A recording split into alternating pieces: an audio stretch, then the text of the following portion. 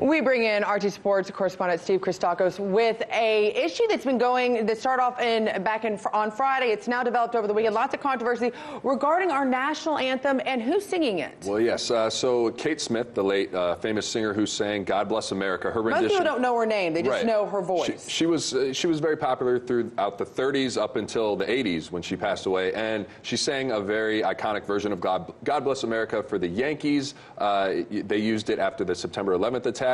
And then the Flyers, the Philadelphia Flyers national hockey team, used it after they beat the Bruins in the '74 Stanley Cup Finals. She sang before they won that after a long drought, and they kind of used her version as a good luck charm. So now it's been brought to the attention from a fan, actually, of the two organizations, the Yankees and the Flyers, that she has some racist songs in her past with very racially charged lyrics. Two of the songs from 1931 was one of them, called "That's Why the Darkies Were Born," and another song called "Pickaninny Heaven." Now, in the songs, they have some of the lyrics, for example, are "Someone had to pick the cotton, someone had to plant the corn, someone had to slave and be able to sing, that's why darkies were born." So as you can see, very offensive lyrics, very hurtful to many people, and they decided to ban her song, her rendition of "God Bless America." Okay, so the investigative journalist to me comes out. First of all, Kate Smith, she died in 1986, so she's not having to deal with it. The first question I have to bring up is, and I think that's what a lot of the sports people are saying, why are we holding to a standard from back then to today? Because in the future, are they going to hold some standards to some of the politicians and some of the artists today